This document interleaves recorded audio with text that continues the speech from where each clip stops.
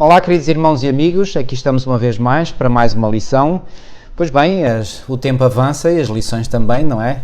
E já vamos para a lição número 9 e a partir desta lição 9, pois bem, nós iremos ver um período do ministério de Jesus em que Jesus já está em Jerusalém.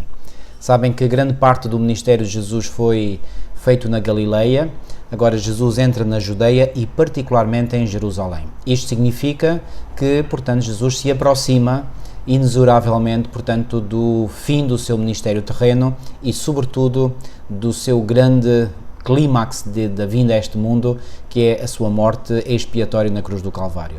Pois bem, não vão ser nada, mas nada fáceis estes dias para Jesus. Jesus vai, toda aquela perseguição da parte dos líderes religiosos vai se intensificar muito mais, vai ser muito mais cerrada e, portanto, Jesus vai ter que enfrentar as forças do mal agora quase numa tentativa desesperada de derrotarem Jesus.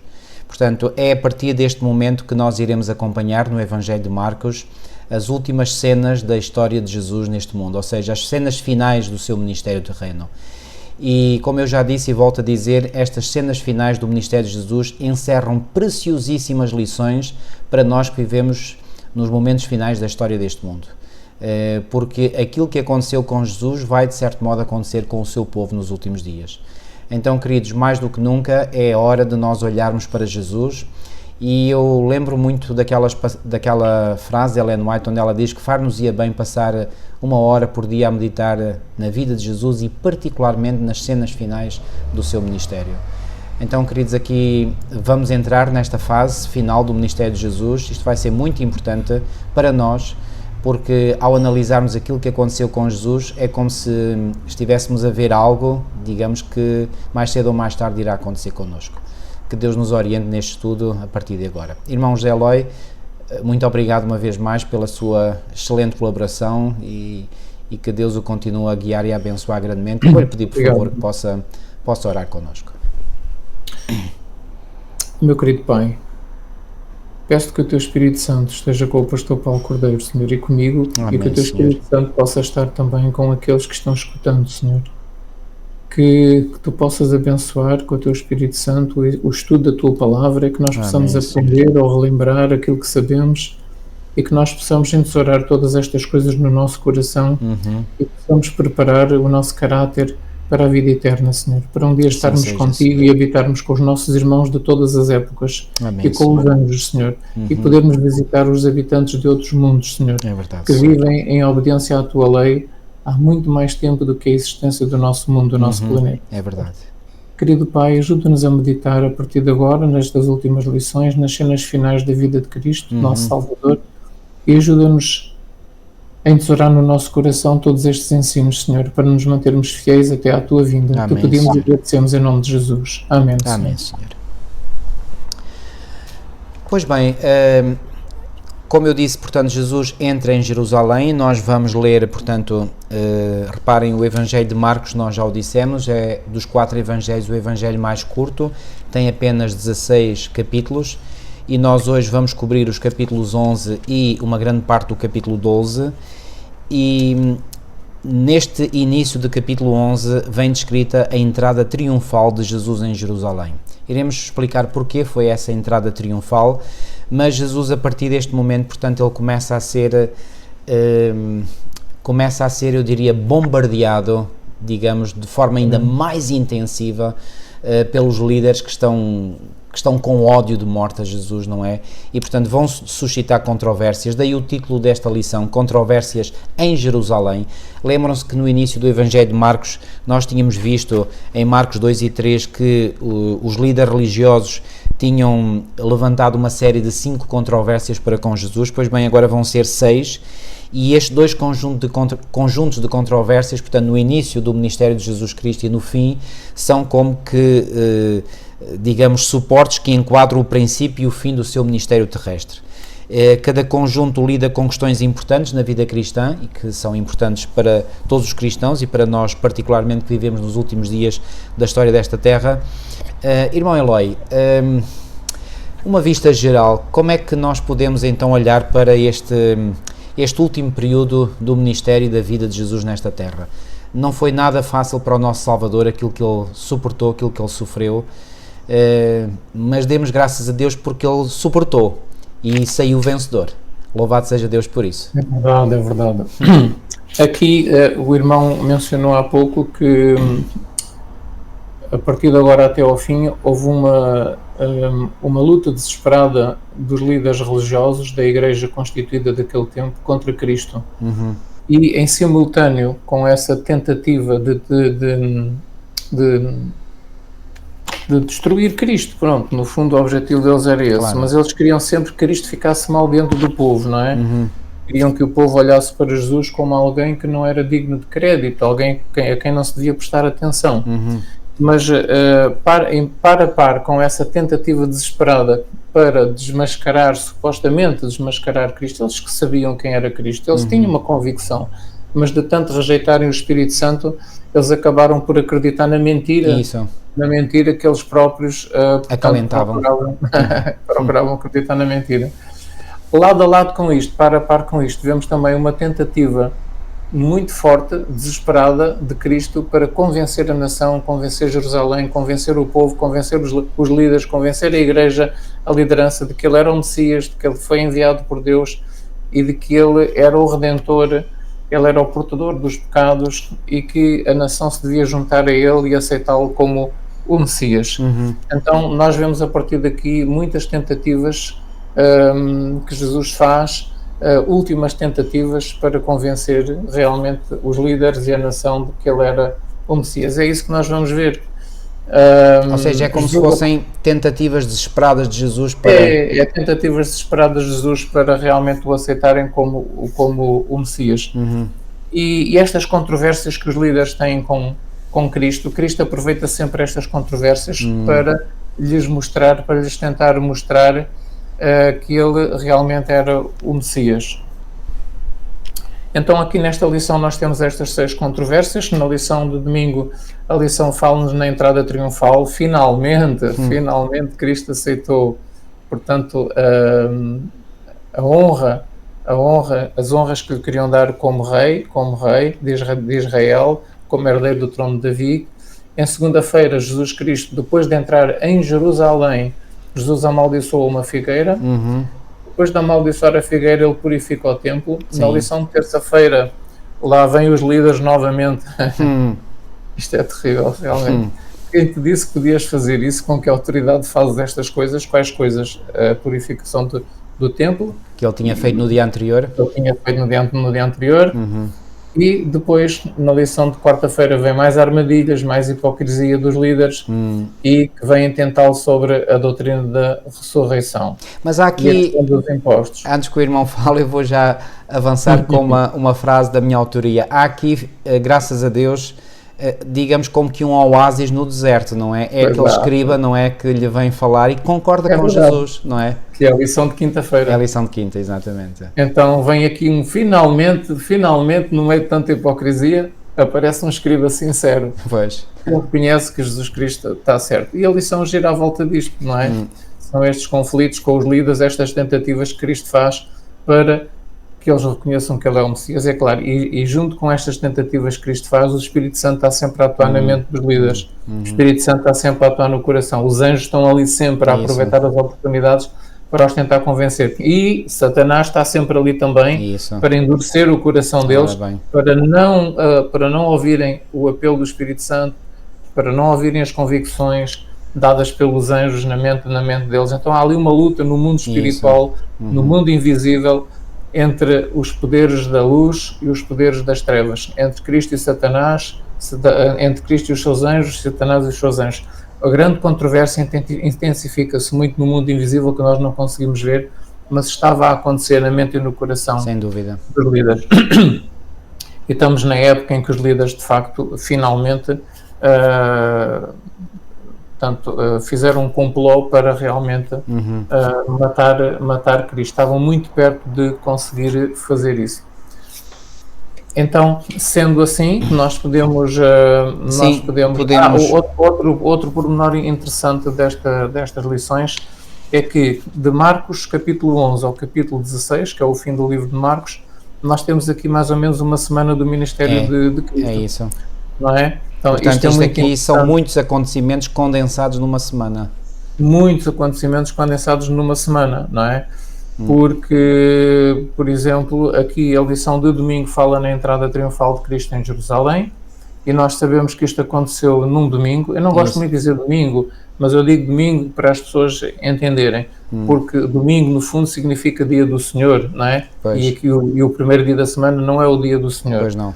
Então, seria mais como chama a Bíblia, irmão, primeiro dia da semana. É o primeiro dia da semana. Então, a entrada triunfal de Jesus em Jerusalém foi no primeiro dia da semana, e nós sabemos que na sexta-feira ele foi crucificado. Isso.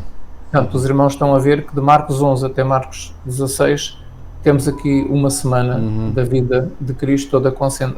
Nem chegou a uma semana completa. É, exatamente. Mas Marcos 16, no fundo, fala também depois da ressurreição, quando Jesus Cristo envia aos discípulos, ele aparece aos discípulos no domingo e tal. Pois, portanto, exato. Aqui, no fundo, temos uma semana. Ele entra em Jerusalém no primeiro dia da semana, domingo, e depois as últimas instruções que ele dá aos discípulos, no fundo, na prática, estão também num dia de domingo, portanto, que ele aparece aos discípulos e conversa com eles depois do ressuscitado, é também o primeiro dia da semana. Ou seja, então, nesse domingo em que ele aparece aos discípulos, após a sua ressurreição, é exatamente uma semana depois da entrada triunfal em Jerusalém. Da entrada triunfal em Jerusalém. Ele entra triunfalmente em Jerusalém e agora entra triunfalmente a conviver com os discípulos após a ressurreição. Portanto, esta semana foi mesmo uma semana marcante na história do universo. Foi terrível. Na história do universo. Na história do universo, porque milhares e milhares de anjos estavam a observar, não é? E a cumprir ordens da parte do Pai de Cristo, não é? E os anjos de Satanás estavam também a cumprir ordens, certo, não é? No mundo invisível. Porque era a sua sobrevivência que estava em jogo. Eram os últimos cartuchos, como se costuma dizer. Eram os exato. últimos cartuchos. Então Satanás concentrou ali toda a sua atividade, e os anjos de Deus também concentraram ali todo o apoio que podiam dar a Cristo dentro daquilo que era possível, sem facilitar, digamos, o caminho da cruz para Cristo, não é? Porque ele tinha que beber o cálice, não é? Tinha que beber o cálice, então os anjos não podiam facilitar muito, mas naquilo que tinham instruções para fazer, os anjos fizeram por ordem do Pai, para tentar, por um lado, convencer a liderança, convencer a nação, por um lado, apoiar os discípulos para não perderem a fé, e por outro lado, dar força a Cristo para ir até à cruz, não é? Então, eu acho que uma das ocasiões mais lindas da vida de Cristo é esta que está aqui na lição de domingo. Irmão, se me permite, eu não sei, obviamente, como é que os habitantes de outros mundos veem aquilo que se passa neste mundo, neste nosso mundo, mas nós sabemos que eles veem, não é? E eu imagino, obviamente, isto é uma analogia muito fraquinha, certamente, mas quando nós hoje, por exemplo, assistimos através da televisão a um evento mundial de grande magnitude, não é? Em que quase todo o mundo está a observar nas suas telas de televisão, não é? Aquilo que se passa nesse evento. Pois bem, eu imagino, enfim, volto a dizer, a analogia é certamente muito fraquinha, mas eu imagino nesses mundos não habitados, os habitantes seguem através de telas gigantes, digamos assim, aquilo que se passa neste mundo. E nesta última semana, que nós agora começamos a analisar, eu creio que todo o universo estava com os olhos postos no planeta Terra. Porque eles sabiam que o Criador e o Senhor de todo o universo estava numa missão que era de vida ou de morte eterna, não é? E que o próprio destino do universo estava em jogo. Então, reparem, eu creio que foi muito elevada a expectativa de todo o universo para aquilo que estava a passar neste mundo. Portanto, este mundo, por isso é que o apóstolo Paulo diz que nós somos feitos espetáculos ao mundo, e a palavra no original refere-se ao universo, não é? Portanto, universo, isso somos mesmo. feitos espetáculo ao universo. Portanto, todo o universo, este planeta Terra é o palco, digamos, deste grande conflito entre o bem e o mal, que não existe em nenhum outro ponto do universo não neste planeta, não é? E isso alegra-me pensar nisso. Exatamente. Porque o universo é tão vasto, tão enorme, nós não temos ideia de quão grande ele seja, mas de saber que neste vastíssimo universo há só um minúsculo ponto em todo o universo em que o grande conflito existe, Pois bem, isto mostra, portanto, que o poder do mal é um poder limitadíssimo. Claro, nós na nossa perspectiva, porque estamos cá metidos dentro, estamos cá mergulhados dentro, não é? Por isso é que em Apocalipse 12 é dito: ai de vós que habitais na terra, porque o diabo chegou até vós cheio de grande cólera, sabendo que tem pouco tempo. Então, nós estamos aqui mergulhados neste cenário de guerra, não é? Nós estamos na guerra, não é? E, portanto, aqueles que nos observam estão em países onde reina a paz total, sempre reinou, não é? Eles estão a observar a guerra terrível que está a desenrolar neste planeta Terra. Isso mesmo, correto. Mas essa semana, eu diria, foi uma semana culminante e a expectativa foi maior do que é agora, por exemplo, para a segunda vinda, porque aí ainda havia a possibilidade de Cristo perder. Agora sabemos que Cristo ganhou. E, portanto, o conflito agora está a ganho para o lado de Cristo. E não há a menor dúvida sobre isso, não é? Para cada um de nós ainda não está, mas para Cristo está a ganho, não é? O plano da salvação foi efetivado. E, portanto, por isso é que Jesus pôde dizer legitimamente na cruz do Calvário: está consumado. Está consumado o quê? O grande plano da salvação da humanidade. Então o plano está consumado, não há a menor dúvida sobre isso. Agora, cabe a nós individualmente entrar nesse plano ou não. Isso. Então, não se esqueçam, esta semana, que é a última semana do ministério de Jesus até à sua morte e ressurreição, e que nós iremos estudar daqui até ao fim deste trimestre, portanto, são absolutamente cruciais na vida de Jesus e na história do universo, ok? Irmão, vamos continuar então. É isso mesmo. Então, pela primeira vez no seu ministério aqui de 3 anos e meio, após o seu batismo, Jesus aceita ser considerado como rei de Israel, considerado como rei de Israel e como herdeiro do trono de Davi. Então isto é muito bonito e isto trouxe realmente grandes esperanças ao povo e grandes esperanças aos discípulos. Mas não nos esqueçamos que a mente deles continuava sob o efeito de uma falsa concepção, não é? Mal sabiam eles que as coisas não iam acontecer como eles esperavam, não é? Exato. A entrada de Jesus Cristo em Jerusalém, aqui neste primeiro dia da semana, nessa semana da crucifixão, então encontra-se predito em Zacarias no capítulo 9, nos versículos 9 e 10. Podemos ler, e se quiserem... Sim, já agora, se o irmão estiver aí... Sim, eu posso ler então. Portanto, Zacarias 9, 9 e 10, que diz o seguinte: Alegra-te muito, ó filha de Sião, exulta, ó filha de Jerusalém. Eis que o teu rei, virá a ti, justo e salvador, pobre e montado sobre um jumento, sobre um asninho, filho de jumenta. E destruirei os carros de Efraim e os cavalos de Jerusalém, e o arco de guerra será destruído. E ele anunciará paz às nações, e o seu domínio se estenderá de um mar a outro mar, e desde o rio até às extremidades da terra. Portanto, esta é claramente uma profecia messiânica e que se cumpriu, portanto, com a entrada triunfal de Jesus em Jerusalém. É realmente o teu rei, não é? Eis aí vem o teu rei. Portanto, justo e salvador. Justo, ou seja, uma pessoa santa, não é? E salvador da raça humana. Humilde, montado em jumento.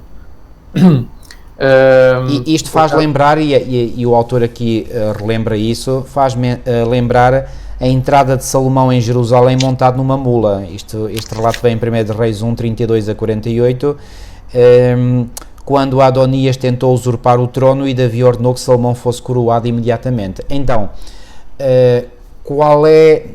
quais são as semelhanças? Claro, isto que aconteceu com Zacarias é apenas um tipo, mas um tipo de quê? Um tipo de Cristo, portanto, Salomão aqui é um tipo de Cristo, e Adonias eu diria que é um tipo de Lúcifer, não é? Portanto, Lúcifer queria usurpar o trono, não é? Foi isso que o levou a revoltar-se contra Deus, não é?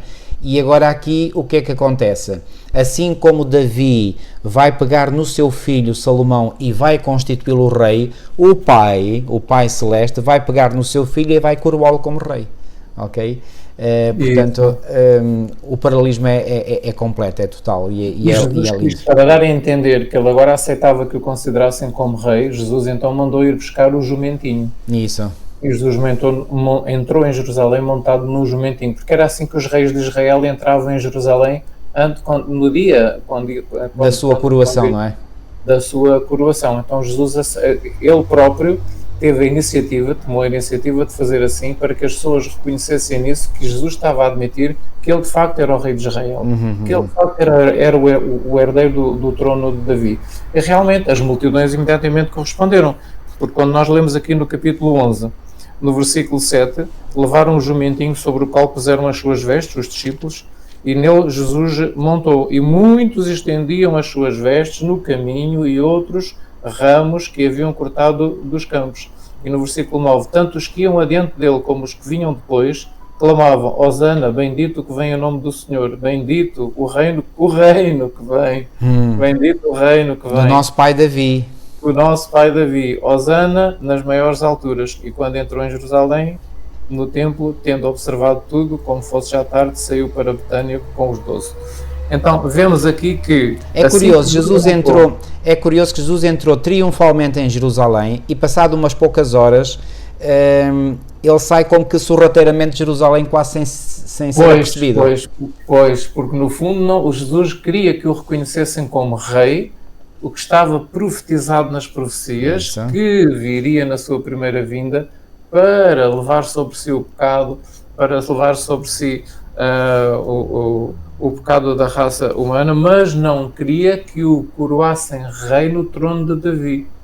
Ou seja, ele não se queria sentar no trono de Davi, ele não queria levar uma coroa e sentar-se como rei no trono, mas queria que o reconhecessem como o prometido rei de Israel, aquele que estava profetizado nas profecias. É assim, Cristo admitiu, sim, eu sou o rei, mas não me vou sentar como um rei político. Exato, não é? Como um rei político, mas sou o rei de Israel. E como rei de Israel eu vou levar o pecado da raça humana sobre mim, o pecado do meu povo.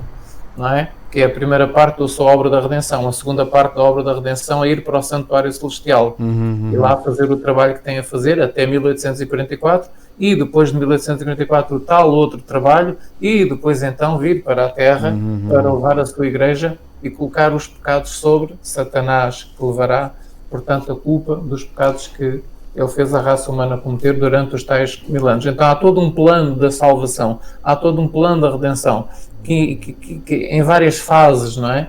E Jesus ao fazer isto, portanto, estava a iniciar, portanto, a primeira fase do plano da redenção, oficialmente.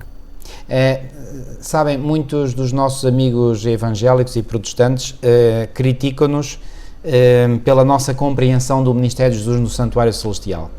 Mas quando nós compreendemos o plano da salvação a fundo, é absolutamente necessário o ministério de Jesus no santuário celestial. Isto por uma razão extremamente simples. Reparem, Jesus ao vir este mundo, como eu disse há pouco, e volto a dizer, portanto, Jesus consumou o plano da salvação. Contudo, agora é necessário que o Senhor, de forma justa, conceda a salvação àqueles que verdadeiramente são dignos disso. Ok? Então, o que é o ministério de Jesus no santuário celestial? É providenciar para que aqueles, o seu trabalho de salvação, o seu plano de salvação, agora seja aplicado individualmente a cada ser humano e vai ser verificado através do juízo final quem são aqueles, dentre aqueles que professaram um dia aceitar Jesus como seu Salvador, quem são aqueles que verdadeiramente o aceitaram e quem são aqueles que não o aceitaram. E há uma parábola que Jesus contou e que contou já perto do final do seu ministério, que é a chamada parábola das bodas, que vem registada em Mateus 22, onde Jesus mostra que, portanto, antes das bodas se iniciarem, haverá um exame pré-nupcial. Conhecem essa parábola? Leiam lá nos primeiros versículos de Mateus 22. Então o rei, antes que se inicia o banquete nupcial, ele vai analisar, ele vai investigar, ele vai fazer um juízo investigativo aos convidados, para ver se estão todos corretamente vestidos. E encontra lá um que não está corretamente vestido. E o que é que faz? Manda-o embora. E ele corou de vergonha, porque ele não tinha razões nenhumas, ele não tinha argumentos para estar ali com a sua própria roupa, porque lhe tinha sido graciosamente oferecido à entrada o traje nupcial, que era da conta do rei. O rei oferecia o traje nupcial a todos os convidados. Ele não quis, por achar certamente que o seu traje era melhor que aquilo que lhe era oferecido. Então, vejam o comentário. Então, só dizer mais isto, irmão. Essa parábola, então, retrata de forma claríssima esse tal juízo investigativo antes da festa das bodas. Quando é que ocorrerá essa festa das bodas? Pois bem, Apocalipse 19 é claro, quando Jesus vier e levar os seus para o reino, haverá uma grande festa. A festa das bodas do Cordeiro. Quando Jesus receber o reino. Portanto, acontecimento esse que está profetizado em Daniel, não é? Quando Jesus chega ao ancião de dias para receber o reino. Pois, aí eu não vou entrar nesses detalhes, digamos. Mas, já agora eu queria partilhar com os irmãos. Força, irmão, força. Portanto, um comentário de Ellen White, portanto, como já disse, ela foi levada ao passado e viu, e ela agora recebeu ordem de escrever para nós hoje podermos ler e como se tivéssemos também ido ao passado e presenciado os acontecimentos. Então ela diz, foi no primeiro dia da semana que Jesus fez a sua entrada triunfal em Jerusalém, multidões que tinham afluído para o ver em Betânia, nos capítulos anteriores, lembram-se, acompanharam Jesus, ansiosos por testemunhar a sua reação. Muitos que iam a caminho de Jerusalém para celebrar a Páscoa uniram-se à multidão que vinha de Betânia, e toda a natureza, e depois diz, toda a natureza parecia regozijar-se. As árvores estavam verdejantes, as flores espalhavam pelo ar um delicado aroma. Uma nova vida e alegria animavam o povo.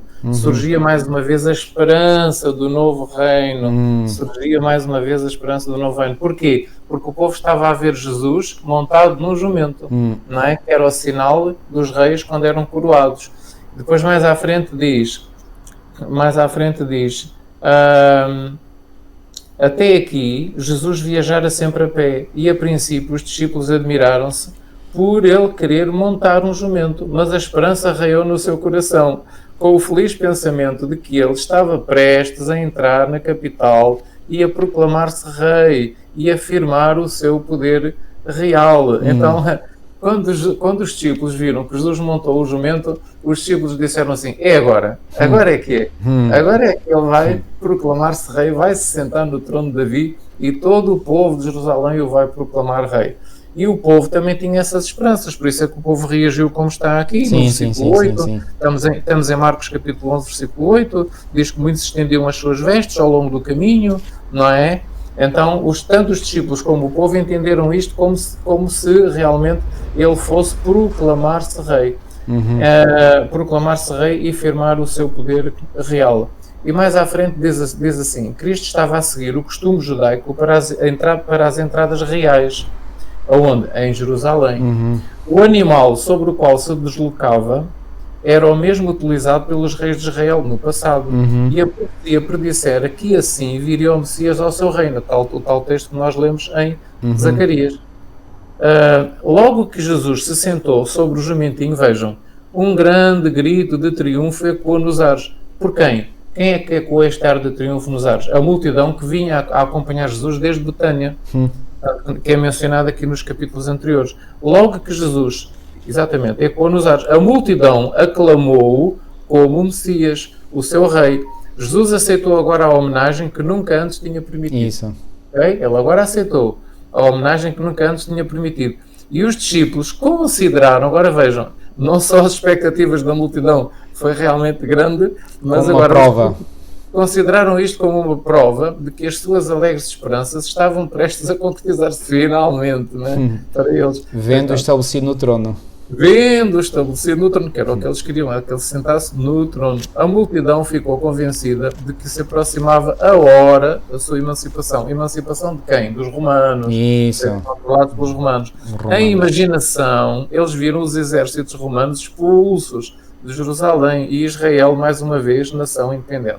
Então, vejam, portanto, aqui também tem uma descrição muito bonita daquilo que os discípulos sentiram e que o povo sentiu, não é? Isto realmente é belo. E temos aqui até também, isto é digno, irmãos, é digno de perdermos um pouco de tempo com isto. Aqui no Já Todas as Nações, se os irmãos lerem o capítulo... Já agora, o capítulo que o irmão leu, só para deixar claro, é o capítulo 63, eis que o teu rei virá. Isso. Eu vou continuar, portanto, a ler aqui alguns parágrafos muito simples do capítulo 63. Por exemplo, por exemplo,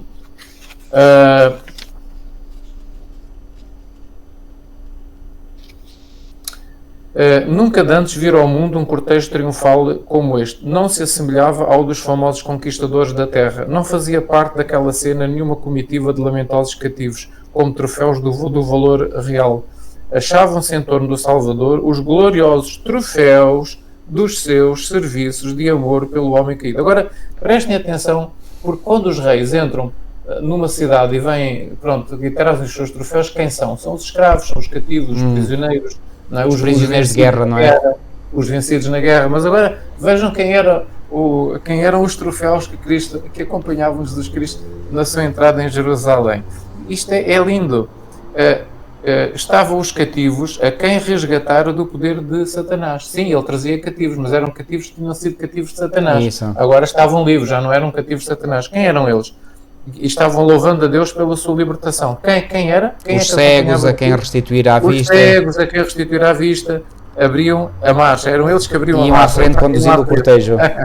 Iam à frente. Os mudos cujas línguas Jesus soltara entoavam as mais altas hosanas. Saltavam de alegria os coxos por ele curados, sendo os mais ativos em quebrar os ramos das palmeiras. Ok, não podiam andar antes do milagre, agora até subiam às palmeiras para tirar os ramos e agitá-los diante do Salvador. As viúvas e os órfãos exaltavam o nome de Jesus pelos atos de misericórdia que lhe dispensara.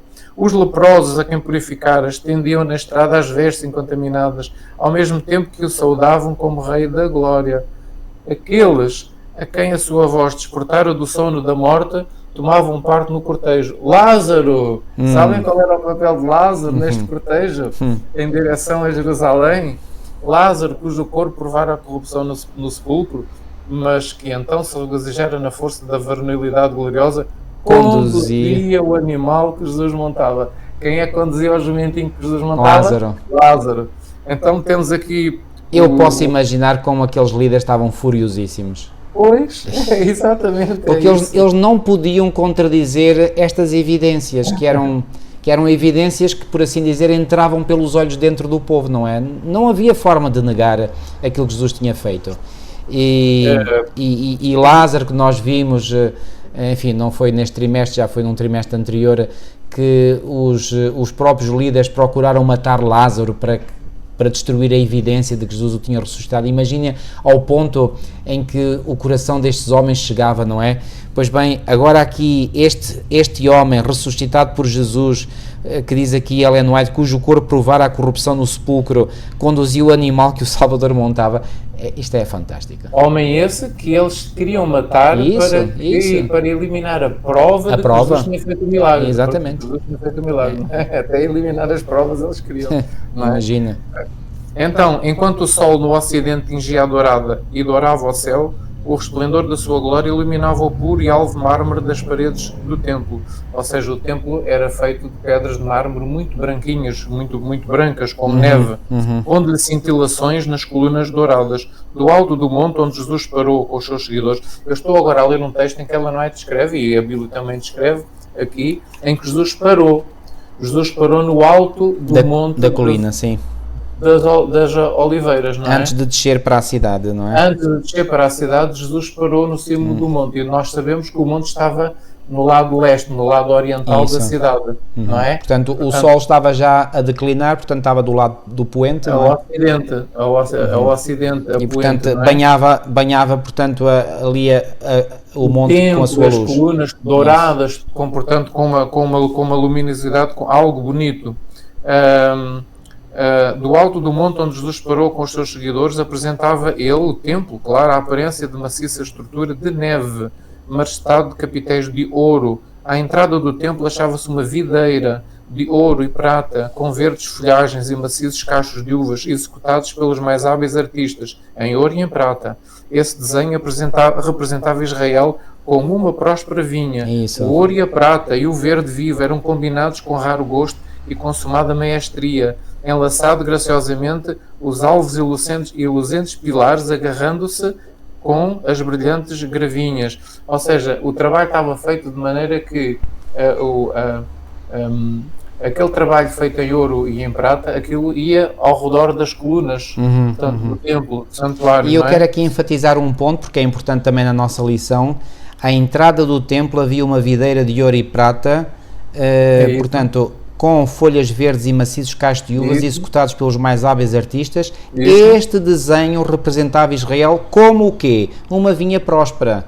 Exatamente. E essa vinha é exatamente a imagem que Jesus vai utilizar, e por isso vocês perceberão, irmãos, porque é que os líderes religiosos perceberam muito bem onde é que Jesus queria chegar. Perceberam clarissimamente bem. Exatamente. Porque, reparem, para nós hoje, quando a gente começa a estudar a Bíblia, vinha, pronto, não nos diz muito, não, mas para os judeus eles sabiam o que é que a vinha representava, ok? Os irmãos lembram-se que nos outros evangelhos, os outros evangelhos que descrevem esta cena dizem que Jesus chorou. Quando lá do cimo do Monte das Oliveiras ele parou com a multidão que o rodeava, olha para a cidade, olha para o templo, vê tudo isto e Jesus começa a chorar. Então a descrição que Ellen White faz, Jesus contempla a cena e a multidão calou as suas aclamações, encantada com a súbita visão de beleza. Todos os olhos se voltam para o Salvador, esperando ver no rosto a admiração que eles próprios estavam a sentir, ao ver toda aquela beleza do templo, não é? E de Jerusalém. Ao contrário, no entanto, perceberam-lhe uma nuvem de tristeza. Surpreenderam-se, decepcionaram-se ao ver-lhe os olhos marejados de lágrimas e o corpo oscilar como a árvore agitada pela tempestade, enquanto uma angustiosa queixa lhe brota dos lábios trêmulos, como irrompendo das profundezas de um coração partido.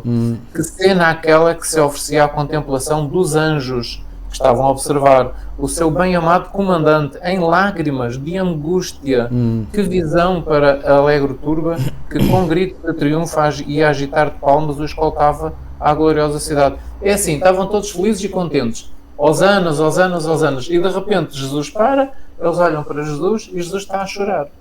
E não é umas lágrimas normais, diz que são lágrimas de angústia, do coração partido, não é? Então, e diz assim, que visão para a alegre turba que com gritos de triunfo e agitar de palmas o escoltava à gloriosa cidade, onde, esperavam eles com ardor, iria ele em breve reinar. Jesus chorara ao pé do sepulcro de Lázaro, mas fora numa divina mágoa de simpatia para com a dor humana. Mas esta tristeza súbita, porém, era uma nota de lamento no meio de um grande coro triunfal. Por entre uma cena de regozijo em que todos lhe tributavam homenagens, o rei de Israel estava banhado em lágrimas, não as silenciosas lágrimas da alegria, mas o pranto e gemidos de angústia inexprimível. A multidão sentiu-se repentinamente possuída de tristeza.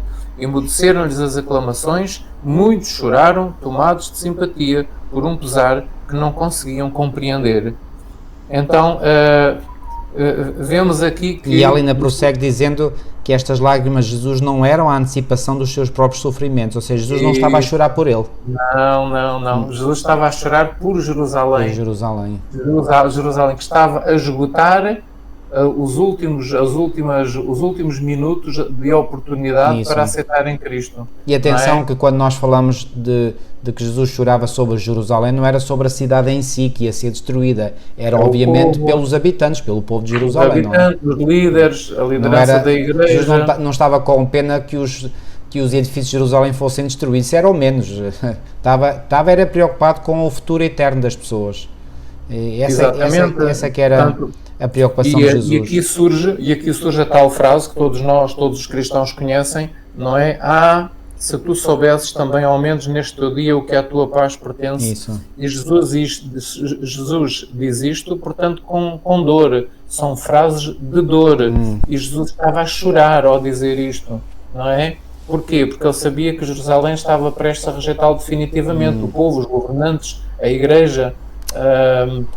E Jesus sofreu muito com isto, porque ele tentou durante 3 anos e meio convencer a igreja de que ele era o Filho de Deus, ele era o Messias, e sempre o rejeitaram.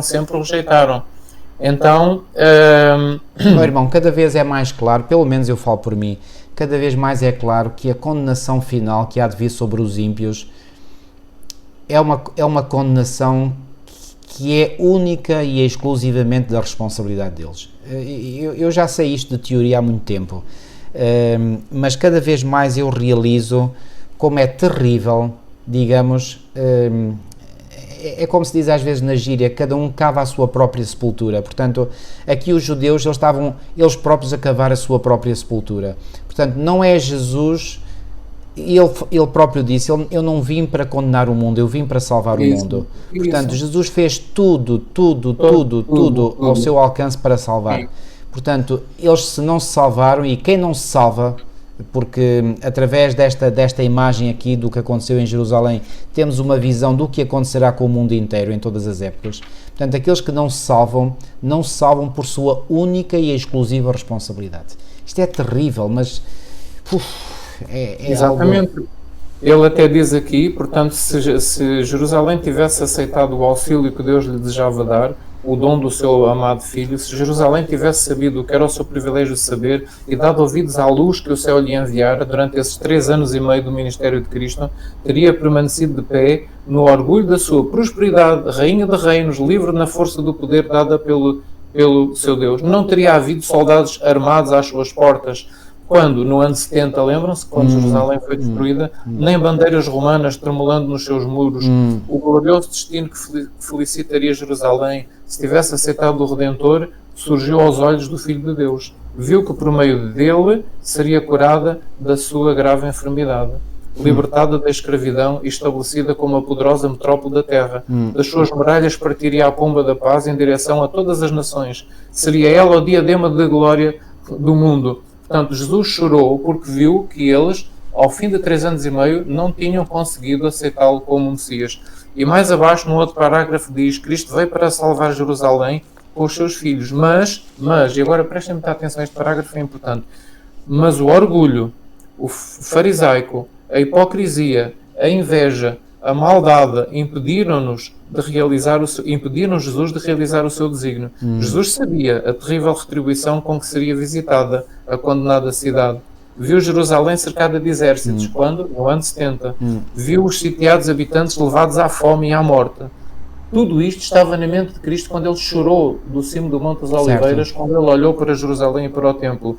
Viu os sitiados habitantes de Jerusalém levados à fome e à morte, no ano 70 da nossa era. Mães alimentando-se do corpo morto dos seus próprios filhos, no ano 70 da nossa era. E pais e filhos arrebatando um ao outro o último pedaço de pão, destruída a afeição natural pelas angústias da fome. Viu que a obstinação dos judeus, segundo se evidenciava no rejeitar da salvação que lhes oferecia, os levaria também a recusar submissão aos exércitos invasores. Contemplou o Calvário, que era o sítio onde ele iria ser crucificado, no qual ele havia de ser erguido, cheio de cruzes como as árvores de uma floresta. Sabem o que é que isto quer dizer? Os romanos, depois de tomarem a cidade, eles crucificaram ainda muitos naquela zona onde Cristo foi crucificado. Eles, como castigo de muitos que ainda resistiam, eles crucificaram-nos, não é? Então Jesus Cristo diz que em visão profética viu muitas cruzes, muitas dezenas de cruzes como árvores de uma floresta no sítio onde Jesus iria ser crucificado. Viu os infelizes habitantes sofrendo em instrumentos de tortura e também crucifixão, destruídos os belos palácios, o templo em ruínas, e dos seus maciços muros nem uma pedra deixada sobre outra, enquanto a cidade era arada como um campo. Bem podia o Salvador chorar em face de tão terrível cena. Porquê é que Jesus chorou? Porque Jesus olhou para o futuro e viu o resultado de Jerusalém, os líderes religiosos e os líderes políticos, os governantes e a Igreja, rejeitarem-no como o Filho de Deus, como o Messias, e crucificaram-no. Então o resultado seria tudo isto. A mesma teimosia que eles tiveram para com Cristo durante os 3 anos e meio é a mesma teimosia que eles tiveram para com os exércitos romanos que foram enviados pelo imperador para sitiar a cidade. Porque se eles tivessem rendido, aquilo não teria acontecido. Jerusalém, o templo não teria sido destruído. Mas a teimosia que eles usaram para com Cristo, que era o caráter deles, a mesma teimosia eles tiveram para com os exércitos romanos, não é? Então tudo aquilo lhes aconteceu. Eles não se quiseram render, não é? Então, irmãos, esta é a descrição que Ellen White faz do motivo pelo qual Cristo estava a chorar e que é mencionado nos outros evangelhos. E Jesus Cristo estava a chorar também por um outro motivo, não só olhando para o futuro. Jesus sabia que a última hora, talvez, de oportunidade para eles aceitarem Cristo estava-se a esgotar. Porque até ao pôr do sol, eles tinham a oportunidade de se arrepender e aceitarem Cristo. E Cristo deu-lhes essa oportunidade, o Espírito Santo deu-lhes essa oportunidade. Os anjos trabalharam com esse objetivo. E nessa última hora, até ao pôr do sol, eles rejeitaram a última oportunidade que Deus lhes deu. Então o texto continua e diz assim: quando o sol, em declínio rápido, se ocultasse no céu ocidental, terminaria o dia de graça de Jerusalém. Quando a comitiva se deteve no cimo do Monte das Oliveiras, não era ainda demasiado tarde para Jerusalém se arrepender. O anjo da misericórdia dobrava então as asas para descer do áureo trono, a fim de dar lugar à justiça e ao juízo prestes a vir. Mas o grande coração amorável de Cristo intercedia ainda por Jerusalém, junto do Pai, e pediu ao Pai ainda um outro milagre, uma outra evidência para eles, para ver se eles ainda o aceitavam. Então o texto diz... se Jerusalém se arrependesse, ainda não era demasiado tarde. Exatamente. Portanto, mas o grande coração amorável de Cristo intercedia ainda por Jerusalém, que lhe escarnecera as misericórdias, desprezando as advertências, e estava a ponto de mergulhar as mãos no seu sangue. Se tão somente Jerusalém se arrependesse, não seria ainda demasiado tarde. Enquanto os derradeiros raios do sol poente pairavam sobre o templo, as torres e cúpulas, não levaria algum anjo bom ao amor do Salvador? Ou seja, será que os anjos não conseguiriam? Jesus Cristo tinha a esperança. Será que os anjos não vão fazer agora um trabalho ainda perante aquilo que estou a pedir ao meu Pai que vai acontecer? Será que eles vão finalmente reconhecer-me como um Messias, desviando da condenação? Formosa e ímpia cidade, que apedrejara os profetas, que rejeitara o Filho de Deus, pela sua impenitência se prendia em cadeias de servidão. O seu dia de graça estava quase passado. Então, o que é que aconteceu? Diz o parágrafo seguinte, que novamente o Espírito de Deus fala à cidade, a Jerusalém. Como é que o Espírito de Deus falou? Antes do fim do dia, antes do pôr do sol, é dado um outro testemunho. Portanto, quem deu este testemunho? O Espírito de Deus, o Espírito Santo, em favor de Cristo. Ergue-se a voz desse testemunho em correspondência com o chamado de um passado profético. Se Jerusalém atender ao convite, se receber o Salvador que lhe está entrando pelas portas, poderá ainda ser salva.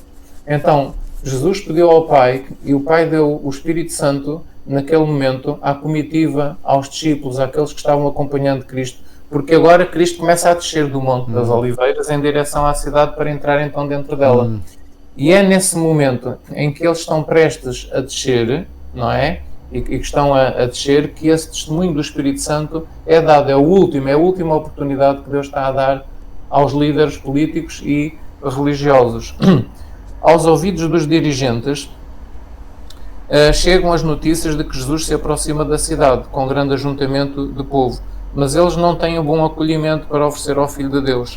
Saem ao encontro com temor, esperando dispersar a turba. Quando o cortejo está para descer o Monte das Oliveiras, é interceptado pelos príncipes, pelos principais. Indagam a causa do tumulto ao perguntarem, mas quem é este?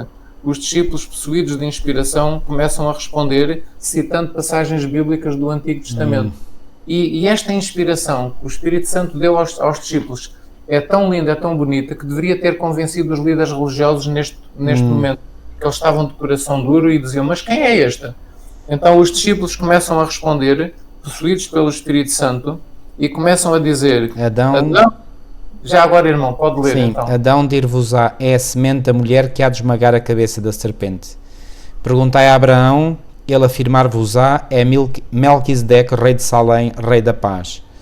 Citando Gênesis 14:18. Jacó dir-vos-á é Shiló, da tribo de Judá. Isaías declarar-vos-á Emanuel, maravilhoso, conselheiro, Deus forte, Pai da eternidade, príncipe da paz. Isaías 7:14 e 9:6. Jeremias assegurar-vos-á o renovo de Davi, o Senhor justiça nossa, Jeremias 23:6. Afirmar-vos-á Daniel, é o Messias. Oséias vos dirá, é o Senhor, o Deus dos exércitos, o Senhor é o seu memorial, Oséias 12:5. João Batista dir-vos-á, eis o Cordeiro de Deus que tira o pecado do mundo, João 1:19. E o grande Jeová proclamou do seu trono, este é o meu filho amado, Mateus 3:17. Nós, seus discípulos, declaramos, este é Jesus, o Messias, o príncipe da vida, o Redentor do mundo. e o príncipe das potestades das trevas reconhece-o dizendo, bem sei quem és, o Santo de Deus. Até os demónios reconheceram quem Jesus era, só aqueles desgraçados dos líderes é que não reconheceram. Puxa. Então, qual foi a última oportunidade que Deus deu aos líderes religiosos para aceitar? Foi nesta entrada triunfal. Foi esta inspiração que os discípulos tiveram, possuídos do espírito de profecia. A quando desta entrada triunfal? Santo, a quando desta descida do Monte das Oliveiras para a cidade, não é?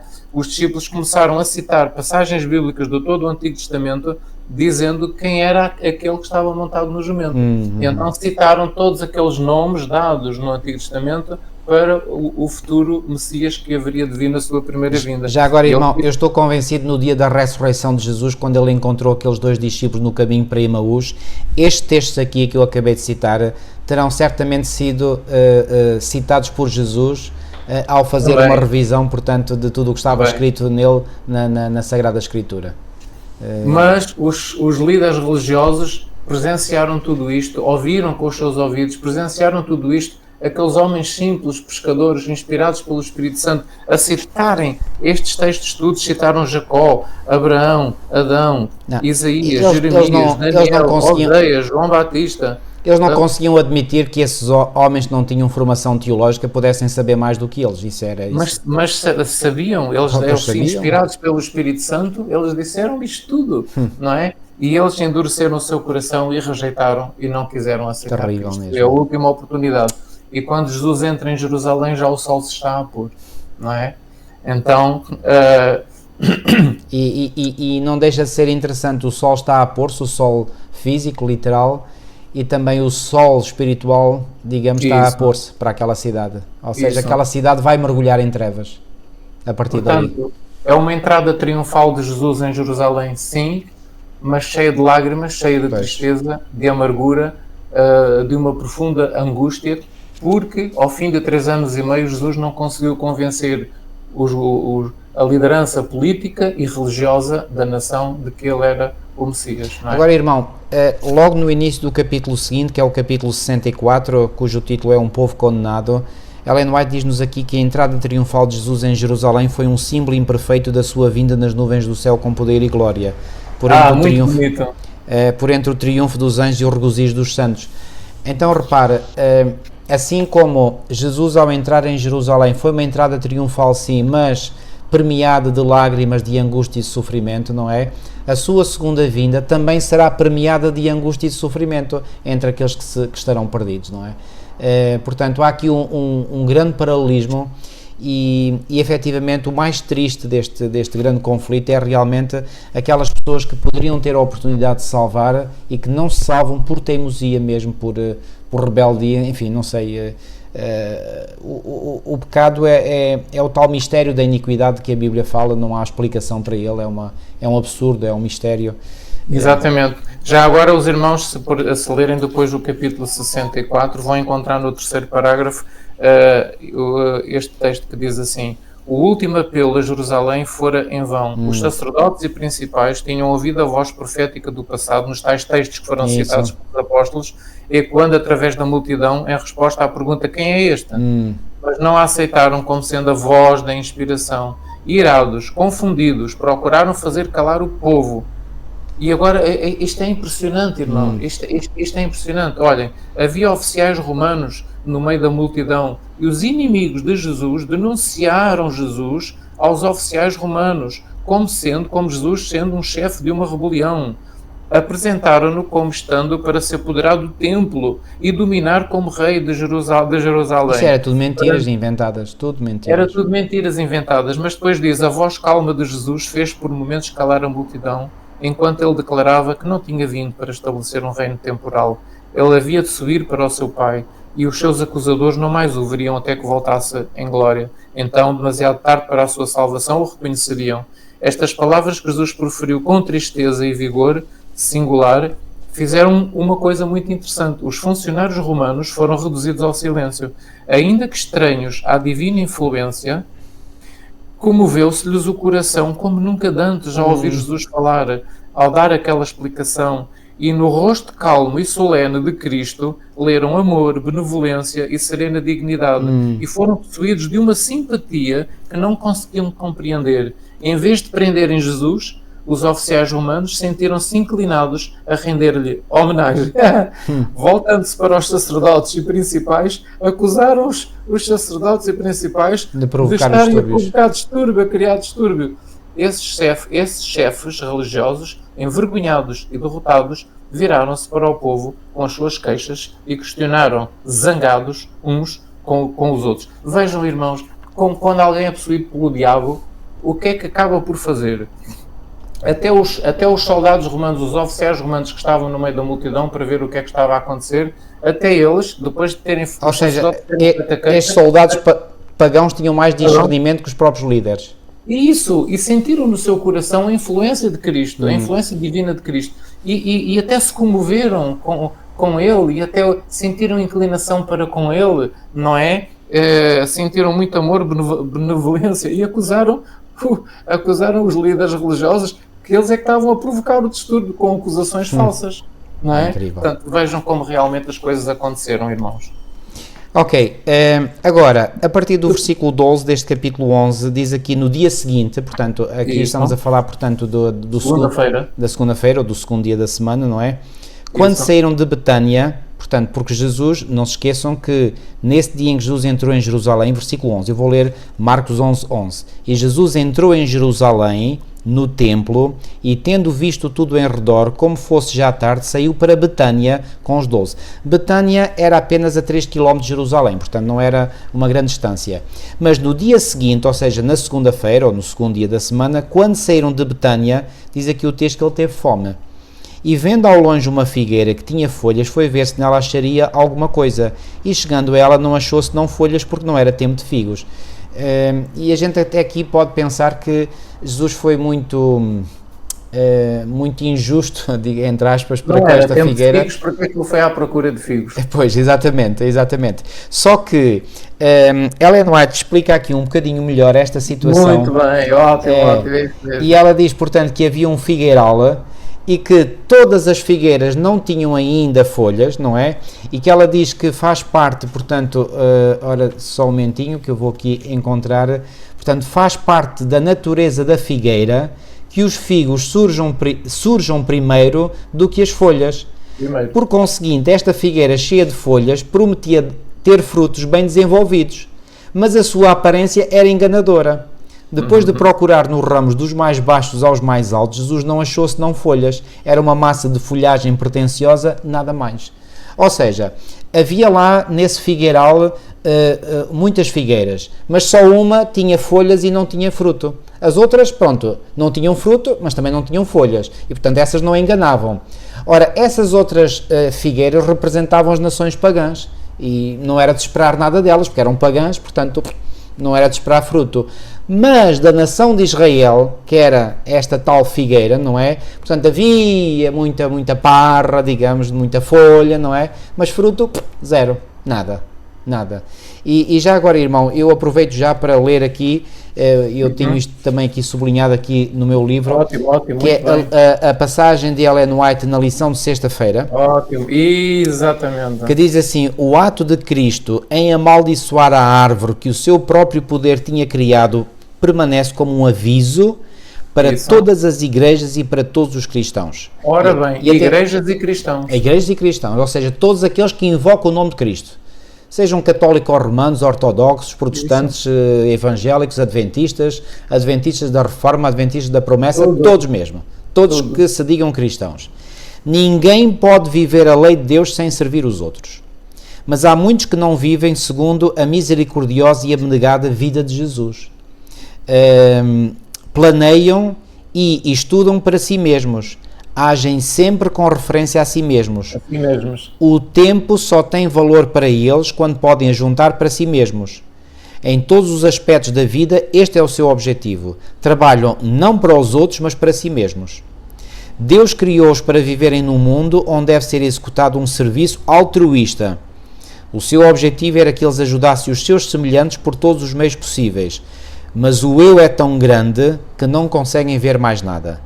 Não se põem em contacto com a humanidade. Os que vivem assim para si mesmos são como a figueira que simulava dar fruto, mas era infrutífera. Observam as formas de culto, mas sem arrependimento nem fé. Professam honrar a lei de Deus, mas falta-lhes a obediência. Dizem, mas não fazem.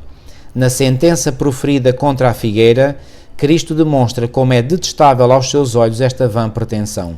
Ele diz que o pecador declarado é menos culpado do que o que diz servir Deus, mas não produz fruto para a sua glória. Então, o que é que nos ensina, portanto, este secar da figueira? Porque Jesus, ele acabou por amaldiçoar esta figueira, versículo 14 do capítulo 11 de Marcos, e Jesus falando disse à figueira, nunca mais coma alguém fruto de ti. E os seus discípulos ouviram isto. E depois diz que foram a Jerusalém, versículo 15, e Jesus entrando no templo começou a expulsar os que vendiam e compravam no templo, ou seja, aqui dá-se a segunda purificação do templo, não é? Isso. E depois, só agora resumidamente, portanto, eles voltaram novamente para fora de Jerusalém, versículo 19, e sendo já tarde, saiu para fora da cidade, e eles passando na manhã do dia seguinte, ou seja, já no terceiro dia da semana, viram que a figueira se tinha secado desde as raízes. E Pedro, lembrando-se, disse-lhe, mestre, eis que a figueira que tu amaldiçoaste se secou. E Jesus respondendo disse-lhes, tende fé em Deus, porque em verdade vos digo que qualquer que disser este monte, ergue-te e lança-te no mar, e não duvidar em seu coração, mas crer que se fará aquilo que diz, tudo o que disser lhe será feito. Por isso vos digo que tudo o que pedirdes orando, crede que o recebereis e tê-lo-eis. E quando estiverdes orando, perdoai, se tendes alguma coisa contra alguém, para que vosso Pai que está nos céus vos perdoe as vossas ofensas. Mas se vós não perdoardes, também vosso Pai que está nos céus vos não perdoará as vossas ofensas. Então, o que é esta figueira?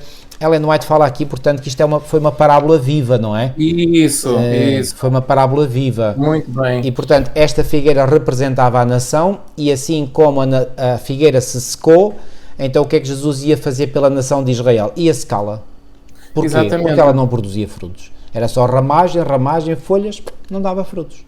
Fechavam-se sobre si próprios, não queriam saber dos outros, viviam em função deles mesmos. Isso. E isto é uma lição para todos nós, queridos. Todos nós. Exatamente. Todos nós. Portanto, o facto de Cristo ter sido rejeitado pelos líderes religiosos, mesmo na entrada triunfal em Jerusalém, aclamado por todo o povo, não é? Fez com que Jesus Cristo agora contasse uma outra parábola, mas não por palavras. Jesus agora contou deu uma parábola, mas por ações, não por palavras. E as ações foram estas. A figueira representava o quê? A nação de Israel. A nação de Israel. Cristo foi à procura de figos, não tinha figos. O que é que o figo representa? Frutos. A nação de Israel não deu frutos para Deus. Não deu. A nação de Israel não foi não foram um povo santo, não foram um povo dedicado a Deus, não é? Então não tinha frutos. E muito menos evangelizavam os outros, não é? Que era a missão. Sim, fechavam sobre eles próprios e até impediam os pagãos de entrarem no templo. Quando Deus chamou ao seu templo a casa de oração para todos os povos, não é?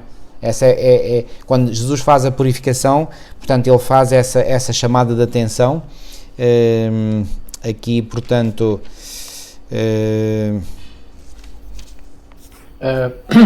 Ou seja, Jesus aqui está a desempenhar o versículo 17, irmão.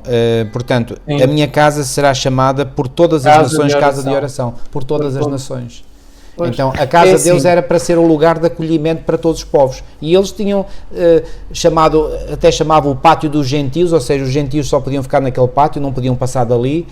Portanto, tinham reservado o local mais sagrado, digamos, da sua religião apenas para eles próprios, ou seja, tinham fechado a religião sobre eles próprios. Portanto, frutos zero. Com esta parábola da figueira, o que é que Cristo queria ensinar? Queria ensinar qual seria a causa da condenação de Israel. Isso. E também queria ensinar a certeza da condenação de Israel. Qual era a causa? A figueira simbolizava Israel. Certo. Jesus Cristo atuava no papel do Pai, Deus. Sim. Deus vem à procura de frutos na nação de Israel, mas não encontrou frutos na nação de Israel. E então foi dado o castigo à figueira que deveria secar. O que é que isto quer dizer? que, por decisão de Deus o Pai, por decisão do Pai, a nação de Israel deixaria de ser, portanto, o porta-estandarte da verdade divina, não é? Deixaria de ser o porta-estandarte da verdade divina. Deus iria rejeitar como luz, como canal de luz, seu canal de luz pessoal no mundo, não é? Então a figueira secou. Isto era para dizer a Israel, Cristo fez isto para ensinar que Israel seria rejeitado por Deus porque não deu frutos. E também quis ensinar aos discípulos e a eles, aos líderes, porque estes milagres que Jesus fazia, isto espalhava-se, não é?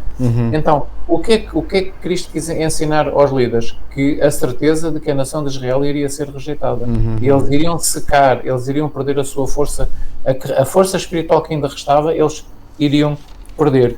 Então, diz aqui o parágrafo que os judeus distinguiam-se de todas as outras nações professando fidelidade para com Deus. Tinham sido especialmente favorecidos por Deus. Pretendiam ser mais justos que todos os outros, mas estavam corrompidos pelo amor do mundo e a avareza. Jactanciavam-se do seu conhecimento, mas eram ignorantes das reivindicações divinas e cheios de hipocrisia.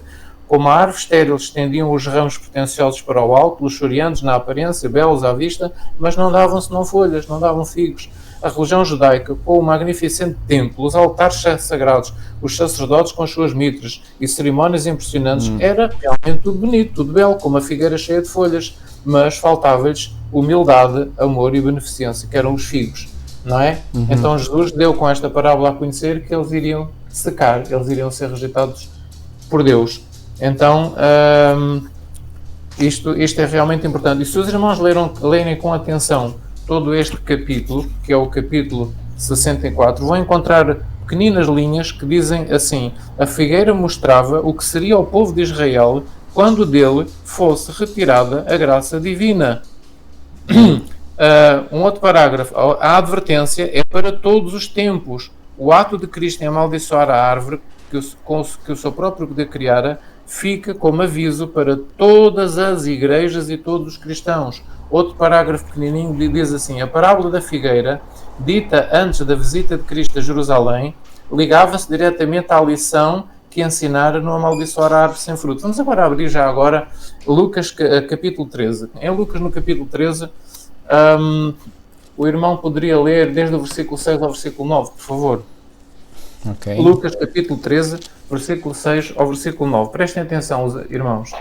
E dizia esta parábola: um certo homem tinha uma figueira plantada na sua vinha e foi procurar nela fruto, não o achando. E disse ao vinhateiro: eis que há 3 anos venho procurar fruto nesta figueira e não o acho, corta-a, porque ocupa ainda a terra inutilmente.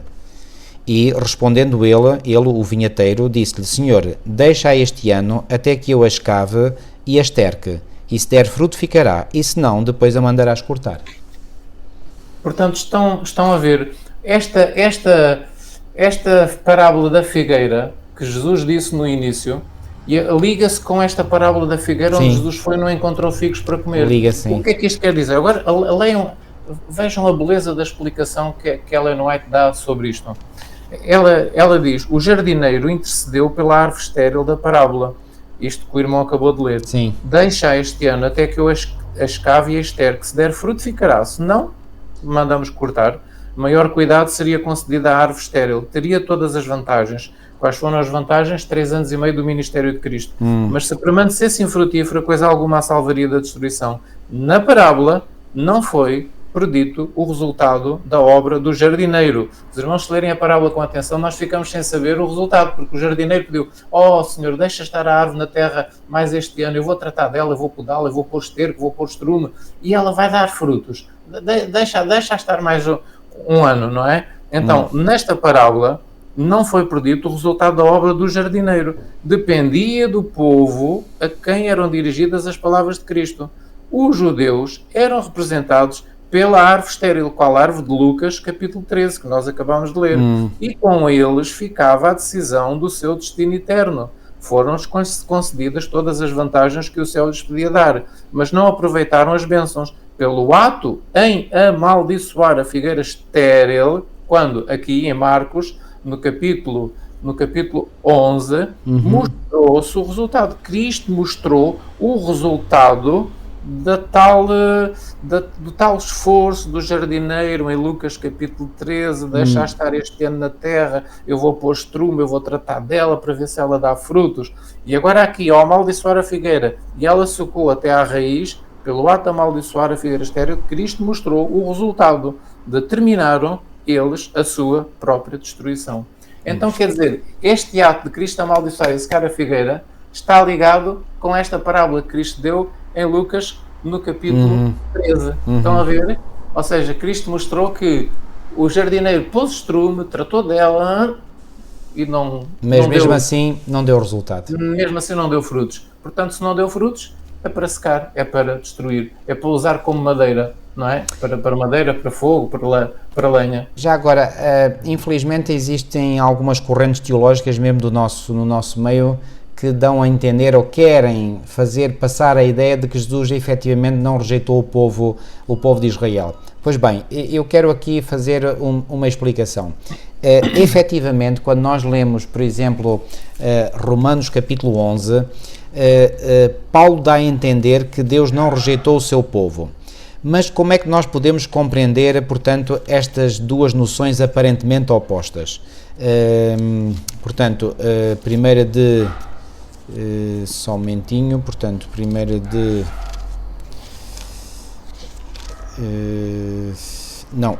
portanto, é Romanos 11. Eu disse que... peço desculpa, portanto, eu disse 1 de Coríntios, não, é Romanos 11.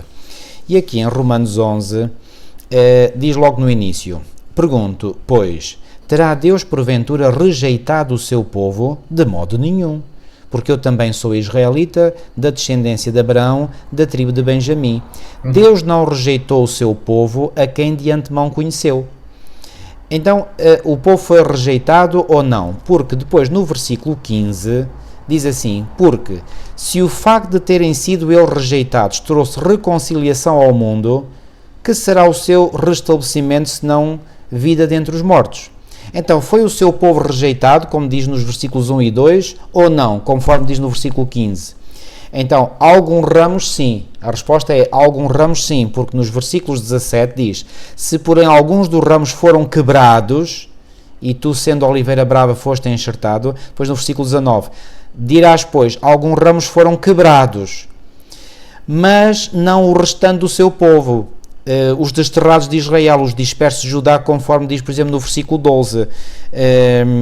Ora, se a transgressão dele redundou em riqueza para o mundo e o seu abatimento em riqueza para os gentios, quanto mais a sua plenitude. Então, o que é que nós podemos perceber disto? Isto é um assunto que merecia uma explicação muito mais profunda, mas eu vou tentar abreviar ao máximo. Nem todos dentro do povo de Judá recusaram Cristo. A nação no seu todo rejeitou, mas muitos individualmente não aceitaram. Então, quando Paulo aqui fala se Deus rejeitou o seu povo, bom, quem é este povo aqui? É aqueles que verdadeiramente aceitaram Jesus. Estes, obviamente, não são rejeitados. Mas nós vimos que não é pelo facto de alguém pertencer ao povo de Israel que automaticamente já faz parte do reino de Deus. Isso. Não é? Porque o mesmo Paulo em Romanos, no capítulo 9 e no versículo 6, diz assim, e não pensemos que a palavra de Deus haja falhado, porque nem todos os de Israel são de facto israelitas, nem por serem descendentes de Abraão são todos seus filhos. Por exemplo, Jesus quando entrou em diálogo com alguns judeus, isto vem registado em João capítulo 8, Jesus vai reconhecer, bem sei que sois descendência de Abraão. Sois descendência de Abraão, ou seja, biologicamente sois descendência de Abraão, mas não sois filhos de Abraão, sois filhos do diabo, disse Jesus. Então o que é que nós podemos concluir? Deus rejeitou o seu povo, portanto, digamos, a missão que tinha confiado coletivamente ao povo de Israel terminou. Como nação. Como nação, exatamente. E terminou quando? Quando esgotaram o tempo, quando se esgotou o tempo profético da profecia das 70 semanas de Daniel 9, 24 a 27, ok? Mas, dentre essa nação do povo judeu, houve muitos que individualmente aceitaram Cristo. Isso. E esses, portanto, passaram ou continuaram a ser parte do seu povo, certo? Ok? Portanto, não tínhamos dúvidas. Por exemplo, alguns pensam que a nação literal de Israel hoje vai ter um papel determinante nos acontecimentos dos últimos dias. Não, isso não é verdade. Isso é absolutamente falso. A nação de Israel, a nação literal de Israel hoje, é uma nação que tem tanto valor aos olhos de Deus como qualquer outra nação no mundo. Não tem nenhum valor especial. Agora vocês dirão, então mas não haverá lá israelitas no Israel literal que são almas sinceras? Claro que sim, mas também há na Jordânia, também há entre aqueles da faixa de Gaza, também há na Rússia, há nos Estados Unidos, há na Austrália, há em Portugal, há em todo lado. Portanto, há filhos de Deus em todo lado. Portanto, a nação de Israel, a nação literal de Israel, não tem nenhuma importância especial hoje. Perdeu essa qualidade, portanto, quando lhe deu uma nova oportunidade, 70 semanas de anos, ou seja, 490 anos, Israel não aproveitou, rejeitou o Messias, por isso é que Jesus chorou sobre Jerusalém, portanto, a nação foi rejeitada e Deus transferiu a missão que tinha concedido ao seu povo de Israel para o Israel espiritual, para a Igreja Cristã. Está claro então este ponto? Claro que isto poderia ir muito mais a fundo em detalhes, mas é só assim de raspão para nós compreendermos este assunto. Os irmãos vão lá encontrar linhas muito curtas a dizer assim, por exemplo, em todos os séculos é concedido aos homens o seu período de luz e privilégios, ou seja, um tempo de prova, em que se podem reconciliar com Deus. Há, porém, um limite a essa graça. Outro, vão lá encontrar, por exemplo, a nação judaica era um símbolo do povo de todos os séculos, que desdenha os rogos do infinito amor. Portanto, a nação judaica, o que Jesus fez com a figueira, não é? É uma imagem, é um símbolo do povo de todos os séculos que desdenham, ou seja, que rejeitam os rogos do amor infinito. As lágrimas de Cristo ao chorar sobre Jerusalém foram derramadas pelos pecados de todos os tempos. Nos juízos proferidos contra Israel, os que rejeitaram as reprovações e advertências do Santo Espírito de Deus podem ler a sua própria condenação. E depois outro, os profetas de Deus eram aborrecidos pelo apóstata Israel, por intermédio deles se revelavam os seus pecados ocultos. Ainda hoje os servos de Cristo, assim hoje o servo de Cristo, o reprovador do pecado, encontra desdém e repulsa. Os homens instigados por Satanás lançam dúvidas sobre a palavra de Deus e procuram exercer o seu juízo independente. Preferem as trevas à luz. Do alto do Monte das Oliveiras, Cristo contemplou o mundo em todos os séculos e as suas palavras são aplicáveis a toda a alma que desdenha as súplicas da misericórdia divina. Também hoje se dirige a nós, ou a ti, a nós. Portanto, Jesus previu que Jerusalém permaneceria endurecida e impenitente. Ao prever isto, portanto, no ato que fez na figueira, ao secar a figueira. Portanto, Jesus predisse aquilo que aconteceria ao povo judeu ao fazer este ato também. Ou seja, então, o povo de Israel como povo secou, ponto final, isso não há dúvida. Secou. Exatamente. Portanto, irmãos, não esqueçam que o ato de amaldiçoar a figueira segue-se imediatamente à rejeição de Jesus por parte dos líderes religiosos na entrada triunfal em Jerusalém. Então, Jesus quer dizer, vocês rejeitaram, vocês vão ficar secos. É isso. Aliás, Jesus já tinha dito, lembram-se, a vossa casa vai-vos ficar deserta. Isso mesmo. Não é? Portanto, Jesus foi fazendo a advertência ao longo dos 3 anos e meio. E agora fez isto, a figueira secou por completo. É terrível, mas foi a realidade. Irmão, temos mesmo que avançar. Vamos passar então, portanto, para a lição de terça. Ou seja, Jesus... portanto, ainda a purificação do templo. Exato, a purificação do templo. O que é que isto quer dizer? Porquê Cristo purificou o templo? Porquê Cristo fez isto depois de secar a figueira? Isso, é uma boa pergunta. Porque Jesus, o objetivo da vinda de Jesus a este mundo era purificar o coração de todo o ser humano. O objetivo de Jesus é purificar o caráter de todo o ser humano e torná-lo à imagem de Deus, para que seja um reflexo da imagem do caráter de Deus, não é? Cristo, ao fazer isto no templo, anunciou o seu propósito de purificar o coração humano de toda a imundícia, de todo o pecado, de toda a contaminação, para que seja um coração puro, santo, à imagem de Deus. É isto que Deus pretendia, porque o santuário, além de, agora prestem atenção, irmãos, o santuário terrestre, além de representar e tipificar o santuário celestial, o santuário terrestre também representava o ser humano. E isto é bonito, isto é maravilhoso, porque nós somos um templo do Espírito Santo. O apóstolo Paulo diz isso, não sabeis que sois o templo do Espírito Santo? Portanto, nós somos o templo do Espírito Santo. Então, o tabernáculo terrestre e depois o templo feito por Salomão e depois o templo reconstruído por Esdras e chamado o templo de Herodes e depois embelezado por Herodes. O tabernáculo e o templo eram imagens, eram tipos daquilo que Deus pretendia que fosse o ser humano. E, portanto, Jesus, ao purificar o templo, quis com isso dizer que quer purificar o templo das nossas almas. Quer purificar o templo da nossa alma. Jesus quer habitar, o Espírito Santo quer habitar dentro de nós e quer purificar-nos, não é?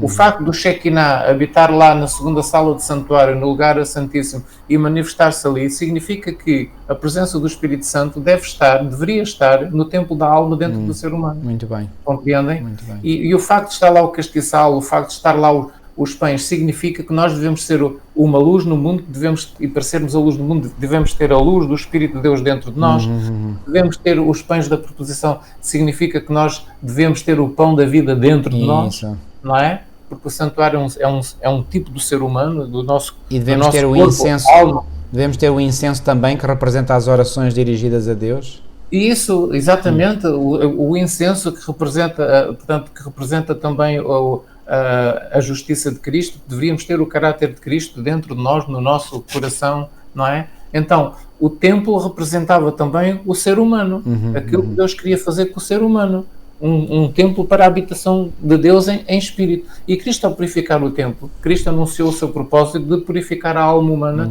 o ser humano, o seu povo, para ser um templo santo para a habitação do Espírito Santo. Muito bem. E Cristo fez duas vezes, no princípio do seu ministério e no fim do seu ministério. E no fim do seu ministério foi exatamente nesta última semana que nós já falámos. Muito bem, agora, Jesus fez tudo isso e o que é que acontece? Portanto, eles vão sair da cidade, depois vão voltar, não é? Versículo 19, e sendo já tarde saiu para fora da cidade, e eles passando pela manhã viram que a figueira se tinha secado, portanto isto é na terça-feira, ou seja, no terceiro dia da semana, e depois, mais à frente, diz aqui, portanto, e tornaram a Jerusalém, e andando ele pelo templo, os principais dos sacerdotes, estou a ler em Marcos 11, 27, os principais dos sacerdotes e os escribas e os anciãos se aproximaram dele. Uma vez mais, isto já era recorrente no ministério de Jesus. E lhe disseram, com que autoridade fazes tu estas coisas? Ou quem te deu tal autoridade para fazer estas coisas? E esta resposta que Jesus vai dar, portanto, não se esqueçam, isto aqui, se não estou em engano, isto já ocorreu na quarta-feira. Portanto, esta pergunta, não é? Ou não, foi talvez na terça-feira. O que é que o irmão acha? Eu creio que, portanto... Deixa-me ver aqui o meu apontamento. Eu acho que isto, sim, ou terça ou quarta. Não tenho bem a certeza. Não, é terça. É terça, é. É terça, sabem porquê? Porque no capítulo 13, no versículo 1, portanto, Jesus ainda está aqui a sair do templo, não é? É terça-feira, irmão. Eu tenho aqui o meu apontamento na minha Bíblia, que é terça-feira. Pronto, então eles fazem esta pergunta a Jesus, portanto, com que autoridade é que ele tinha feito estas coisas, que coisas? Portanto, aquilo que ele tinha feito lá no templo, não é? E Jesus vai dar uma resposta que é absolutamente fenomenal. Reparem, Jesus respondendo disse-lhes, também eu vos perguntarei uma coisa, e respondei-me, e então vos direi com que autoridade faço estas coisas. O batismo de João era do céu ou dos homens? Respondei-me. E eles arrazoavam entre si, dizendo, se dissermos do céu, ele nos dirá, então porque o não crestes. Se porém dissermos, reparem como eles eram estrategas na sua mente. Portanto, eles funcionavam na sua mente em função de estratégias, não é? E portanto eles analisavam, é como jogadores de xadrez. Se a gente joga esta peça, pode acontecer isto assim. Se a gente joga aquela outra peça, pode acontecer. Portanto, eles viam tudo em função de estratégias, só para ver se saíam bem. Então eles começaram a fazer cálculos na sua mente e disseram, se dissermos do céu, ele nos dirá então porque o não crestes, João Batista. Se porém dissermos dos homens, tememos o povo, porque o povo caía em cima deles. Porque todos sustentavam que João verdadeiramente era profeta. E respondendo disseram a Jesus, não sabemos. Eles sabiam, mas mentiram. E aqui se revelou a mentira deles. E Jesus lhes disse, também eu vos não direi com que autoridade faço estas coisas. Pronto, assunto resolvido. esta resposta de Jesus foi muitíssimo sábia. Jesus percebia qual era a intenção deles, não é? E agora... Se eles dissessem que o batismo de João era do céu, eles tinham que aceitar o testemunho que João Batista deu de Jesus. Exatamente. Qual é o testemunho que João Mas Batista deu? Mas isso não lhes convinha. Ele era o Cordeiro de Deus que tirou o pecado do mundo. Exatamente. Ele era o Filho de Deus, era o enviado. Mas então, isso não lhes convinha. Aceitassem o batismo de João, a autoridade de João, tinham que aceitar a autoridade de Jesus, porque ele testemunhou acerca de Jesus. Portanto, Jesus, porém, vê a armadilha deles e afirma que responderá à sua pergunta se eles responderem a uma pergunta dele, não é? E então ele faz essa pergunta, eles não respondem, então Jesus também não responde. E agora, em Marcos 12, 1 a 12, e já agora, não sei se o irmão quer dar mais alguma dica aqui sobre... Eu esqueci-me de citar também um outro motivo pelo qual Jesus tinha purificado o templo. Aquilo tinha chegado realmente a um ponto de que tinha ultrapassado os limites. Ah, sim, todos os limites. Nós temos aqui, por exemplo, nos comentários de Ellen White desta semana, à lição, nós temos aqui um texto que diz assim: Cristo foi outra vez ao templo no fim da sua missão e encontrou de novo profanado como antes. Os dignitários do templo empenhavam-se eles próprios em comprar e em vender e trocar dinheiro. Os próprios sacerdotes faziam isso. Estavam tão completamente dominados pela avidez do lucro que aos olhos de Deus não eram melhores do que os ladrões. E, novamente, o olhar penetrante de Jesus percorreu o pátio profanado do templo, todos os olhares se voltaram para Jesus. Sacerdotes, príncipes, fariseus e gentios olhavam todos com surpresa e respeito para aquele que se achava diante deles com a majestade do Rei do Céu. Cristo falou com um poder que sacudiu o povo como uma forte tempestade. Está escrito: a minha casa não pode ser covil de salteadores. Essencialmente é isto. Não houve ninguém que ousasse pôr em causa a sua autoridade. Sacerdotes e comerciantes fugiram da sua presença, empurrando o gado à sua frente. E existe aqui um outro texto, que eu vos quero ler e que diz assim...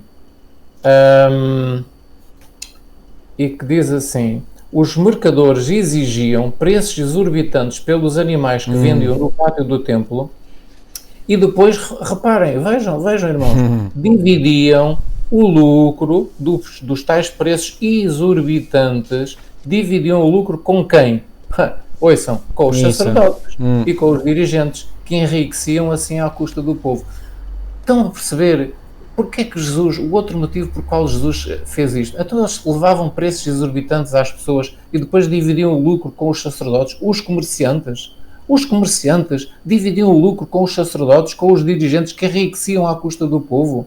Eram ou não eram ladrões? Os próprios sacerdotes? Eram, não era só aqueles que vendiam. Claro. Eram aqueles que autorizavam que eles estivessem lá. Depois cobravam parte dos lucros. E eles tinham, tinham uma parte do negócio. Estão a ver, e depois o que é que só havia ali? Juntamente com as preces dos dignitários do templo, ouvia-se o mugir dos animais, ouvia-se o barulho dos animais, o chocalhar dos animais, daquelas coisas que têm ao pescoço. Quer dizer, aquilo era uma confusão, eram os sons típicos uma algazarra tipo, parecia o mercado. Era um som típico do mercado, era. Exatamente. Então, no templo, no santuário de Deus, mesmo que fosse nos pátios, ou seja, era o mesmo que fazer aquilo tudo à porta da igreja. Claro. Era o mesmo fazer tudo à porta da igreja. A igreja nossa, atual, dos nossos dias, não é? Agora, imagine uma algazarra dessas à porta de uma igreja adventista, ou de uma igreja evangélica, ou de uma igreja cristã. Portanto, imagine uma situação dessas, não é? Portanto, esta era a situação que existia naquele tempo. Havia a avidez do lucro e dividiam o lucro dos ganhos exorbitantes com os líderes religiosos. Os líderes religiosos partilhavam disso tudo, não é? Mas pronto, voltando àquilo que o irmão estava a dizer.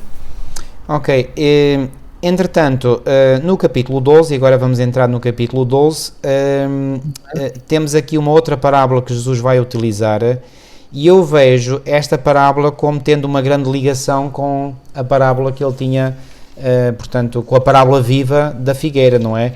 Porquê? Versículo 1: E começou a falar-lhes por parábolas. Um homem plantou uma vinha e cercou-a de um valado e fundou nela um lagar e edificou uma torre e arrendou a uns lavradores e partiu para fora da terra E chegado o tempo, mandou um servo aos lavradores para que recebesse dos lavradores do fruto da vinha, mas estes, apoderando-se dele, o feriram e o mandaram embora vazio. Já agora, quem é este servo? Amós 3:7 diz que Deus não fará nada sem revelar o seu segredo aos seus servos, os profetas. Portanto, Deus foi enviando profetas após profetas para dar mensagens de advertência, eles destruíram os profetas, não é? E finalmente, e diz o versículo 4 ainda, e tornou a enviar-lhes outro servo, ou seja, outro profeta, e eles, apedrejando, o feriram na cabeça e o mandaram embora, tendo-o afrontado, e tornou a enviar-lhes outro, e a este mataram, e a outros muitos, dos quais a uns feriram e a outros mataram, tendo ele, pois, ainda um seu filho amado. Quem é este filho amado? É o próprio Cristo. Este é o meu filho amado, em quem me compraz, foi a voz do Pai no batismo de Jesus no Rio Jordão.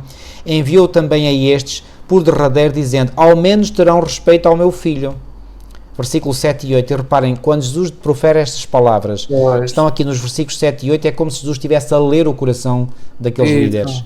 Mas aqueles lavradores disseram entre si: este é o herdeiro, vamos, matemo-lo, e a herança será nossa. Então Jesus estava ou não estava consciente que havia intenções no coração dos líderes de o matar? Plenamente consciente. E que iam fazer isso. E iam fazer, e fizeram. E que iam fazer isso. E que fizeram. E pegando nele o mataram e o lançaram fora da vinha. Que fará, pois, o senhor da vinha? Virá e destruirá os lavradores e dará a vinha a outros. Este outros é a igreja cristã. Isso. Ainda não leste esta escritura? A pedra que os edificadores rejeitaram, esta foi posta por cabeça da esquina. Isto foi feito pelo Senhor e é coisa maravilhosa aos nossos olhos. E agora prestem muita atenção, queridos irmãos, ao versículo 12. Marcos 12:12. E buscavam prendê-lo, mas temiam a multidão. E agora reparem, porque entendiam que contra eles dizia esta parábola, e deixando foram-se. Eles entenderam muitíssimo bem. Eles bem sabiam. Porquê? Porque é como se Jesus tivesse olhos de raio-x e tivesse lido o que estava escondido no coração daqueles líderes. E eles pensavam que o plano para matar Jesus estava muito bem escondido e que não transparecia nada cá para fora, e Jesus ali faz, aquilo é mais do que um raio-x, é uma ressonância magnética, não é? Ao coração deles, e fica ali tudo exposto ali claramente, e eles perceberam que era contra eles que dizia esta parábola. E o versículo 13 diz: e enviaram-lhe alguns dos fariseus e dos herodianos para que o apanhassem em alguma palavra. Mais uma vez. Isto é terrível. Isto foi constante. Foi bullying. E aqui pode-se dizer com toda a autoridade, nunca houve tanto tamanho bullying na história da humanidade como este bullying que estes líderes religiosos fizeram contra Jesus. Jesus Cristo estava a dar prova após prova, prova após prova, evidência após evidência de que realmente ele era divino, ele era enviado de Deus, ele era o Messias e que deviam de o aceitar. Cristo fez tudo. E eles continuaram teimosos até ao fim, por inveja, por orgulho, por maldade. Porque, e reparem, e o que é que eles viram aqui que não gostaram?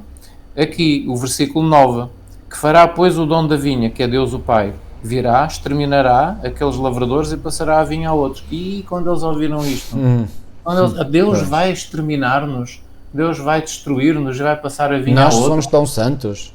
Eles são tão orgulhosos da sua vinha, tão orgulhosos do templo de Jerusalém, que é a cidade de Deus. O templo é o templo de Deus. Isso nunca vai acontecer. O templo irá até ao fim da história deste mundo. Jerusalém vai até ao fim da história deste mundo. Como se eles não conhecessem a história passada, que Deus já tinha permitido que o templo tivesse sido destruído, não é? E quando eles ouviram que Deus os ia destruir, que ia passar a vinha a outros, aquilo foi demais para eles, não é? Foi. Mas foi isso que aconteceu. No ano 70, eles foram destruídos. Exatamente. Jerusalém foi destruída. E o templo não ficou pedra sobre pedra no ano 70, quando o general Tito cercou a cidade de Jerusalém e ela foi completamente destruída. Isto aconteceu. Jesus sabia o que ia acontecer. Jesus também conhecia as profecias de Daniel. E está perdido nas profecias de Daniel que isto ia acontecer, não é?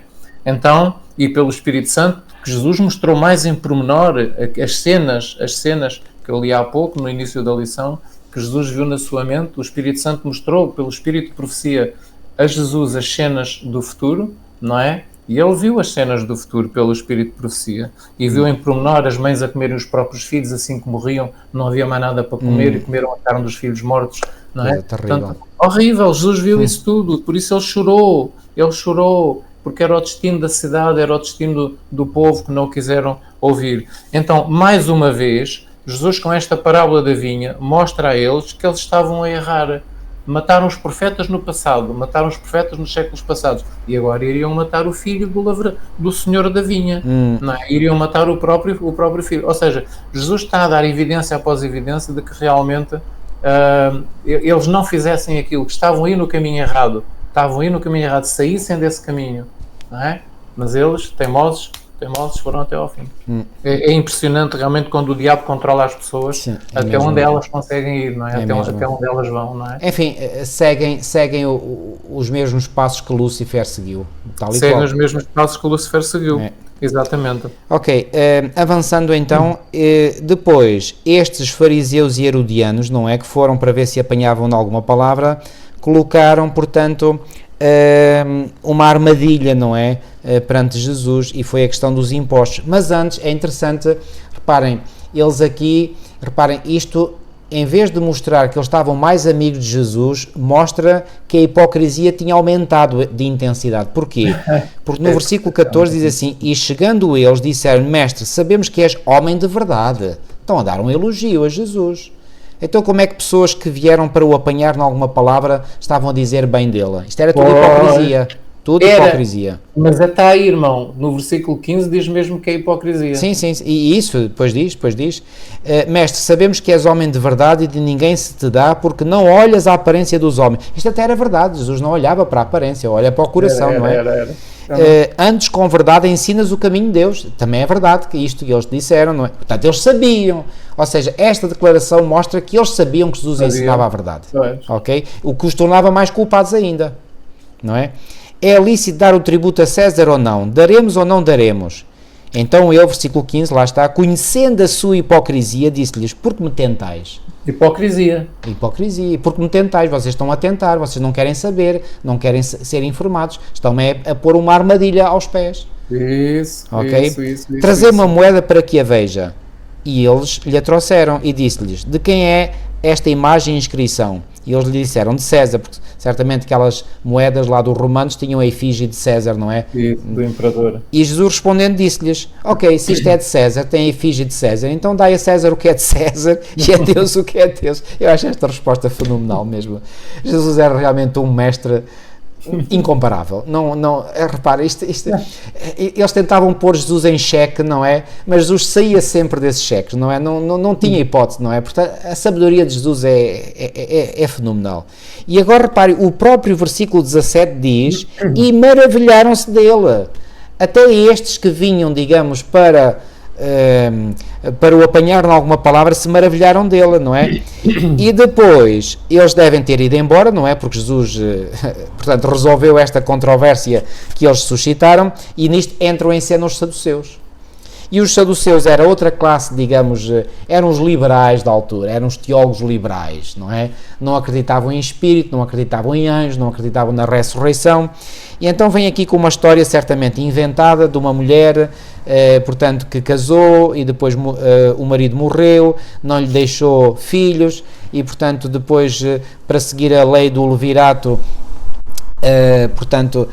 o segundo também a tomou, mas morreu sem lhe ter deixado descendência. E depois o terceiro da mesma maneira, já estou a ler no versículo 21 de Marcos 12, e tomaram-na os 7 sem contudo terem deixado descendência. Finalmente, depois todos, morreu também a mulher, pois também havia de morrer, não é? Na ressurreição, pois, quando ressuscitarem, de qual destes será a mulher? Porque os 7 a tiveram por mulher. Reparem, será que eles estavam mesmo interessados em saber a verdade? Não, isto era outra armadilha, não é? Era outra armadilha. É impressionante. E Jesus respondendo disse-lhes: porventura não errais vós, em razão de não saberdes as Escrituras nem o poder de Deus? Porquanto, quando ressuscitarem dos mortos, nem casarão, nem se darão em casamento, mas serão como os anjos que estão nos céus. E acerca dos mortos que houverem de ressuscitar, e reparem, Jesus vai pegar aqui num texto do Antigo Testamento, que eles certamente conheciam, e vai dizer: não tendes lido no livro de Moisés, como Deus lhe falou na sarça, dizendo: eu sou o Deus de Abraão, e o Deus de Isaque, e o Deus de Jacó? E Jesus diz assim: ora, Deus não é de mortos, mas sim é Deus de vivos, por isso vós errais muito. Ou seja, o que é que Jesus quis dizer com isto? Ora, Abraão, Isaque e Jacó estavam todos mortos. E se a Escritura diz que Deus é o Deus de Abraão, Isaque e Jacó, então estes patriarcas do passado têm que naturalmente ser ressuscitados. Porque Deus não é Deus de mortos, é Deus de vivos. Então isso quer dizer que estes patriarcas estão mortos, hão de um dia voltar à vida. Se hão de um dia voltar à vida, estando agora mortos, então é porque há a ressurreição. Então o próprio texto que Jesus citou provava a ressurreição. E portanto fê-los calar. E Jesus revelou-lhes a sua ignorância, não é? E depois então é que vem o tal escriba, não é? Inteligente, não é? E eu vou já resumir e avançar. Mas é interessante aquilo que está escrito no verso 25. O verso 25, portanto, dá a resposta. Eles perguntaram, então, a mulher com qual dos 7 vai casar depois na vida eterna? E Jesus diz que na vida eterna, portanto, não se casam nem se dão em casamento, serão como os anjos. Certo. Não é? Portanto, isto é muito importante porque há cristãos ainda e teólogos que dizem que na vida eterna, na nova terra, não é? As pessoas vão se casar, vai haver sexo, vai haver casamento e vai haver isso tudo, mas não, Cristo é bem claro aqui no verso 25, serão como os anjos, portanto não se casam nem se dão em casamento, portanto isto mostra realmente a visão que Jesus Cristo tinha da vida eterna, não é? E agora aproximou-se dele, versículo 28, um dos escribas que os tinha ouvido disputar e sabendo que lhes tinha respondido bem, perguntou-lhe, qual é o primeiro de todos os mandamentos? Ou seja, este homem quis ir, digamos, ao âmago, digamos, da religião, não é? Portanto, aquilo que está no coração do judaísmo. E aqui a lição até diz, e eu achei muito interessante, assim, o facto de um escriba escutar as disputas e apreciar a resposta de Jesus implica tanto honestidade como coragem em face da prevalecente animosidade contra Jesus. Ora, este escriba sabia muito bem que os seus colegas estavam todos, digamos, em conjunto contra Jesus. E, portanto, ele pôr-se numa atitude em que defendia Jesus era colocar-se sob uma má luz, não é? Porque ia depois certamente atrair, digamos, a inimizade dos seus colegas, de profissão. Teria sido mais fácil apenas recuar e observar, ainda que se tivesse simpatia por Jesus, mas este homem não o faz. E aqui deixem-me dizer-vos, é muito fácil, por vezes, nós tomarmos esta atitude cómoda de isto não é comigo, eu não vou entrar na controvérsia, não vou manchar a minha imagem, o meu bom nome, a minha reputação, etc. É muito fácil. Isso é muito fácil. Este homem não se preocupou com isso. Este homem ousou ter a coragem de admitir publicamente que Jesus estava certo. E perante aqueles que eram seus companheiros na liderança religiosa. Isso mesmo. Eram seus companheiros na liderança religiosa. Ele não se importou deles, portanto, criticarem depois pelas costas ou ele ficar mal. Portanto, ele foi sincero. Exatamente, ele foi sincero, ou seja, permitiu que a sua sinceridade, aquilo que lhe ia na consciência, falasse mais alto do que os seus interesses. Mas os outros não gostaram nada disso. Não gostaram, certamente. Ele deve ter ficado logo, digamos, marcado, não é? Pelos outros, não é? E depois o escriba vai ao âmago da religião com a sua pergunta sobre qual é o mandamento mais importante.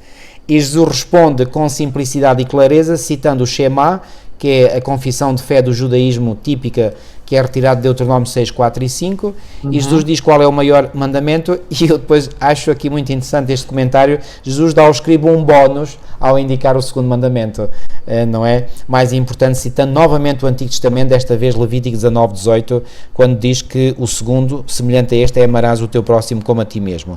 E o escriba lhe disse, muito bem, mestre, e com verdade disseste que há um só Deus, e que não há outro além dele, e que amá-lo de todo o coração e de todo o entendimento e de toda a alma e todas as forças e amar o próximo como a si mesmo é mais do que todos os holocaustos e sacrifícios.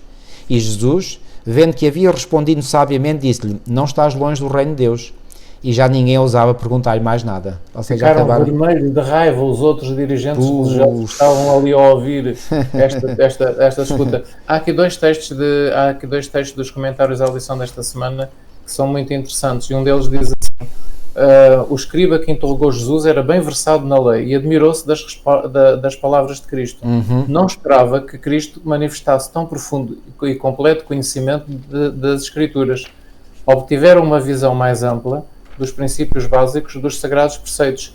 Na presença dos sacerdotes e dos governantes reunidos, reconheceu sinceramente que Cristo tinha dado à lei a interpretação correta. E o outro texto diz: a sabedoria da resposta de Cristo convenceu o escriba. Sabia que a religião judaica consistia mais em cerimónias exteriores do que em piedade interior.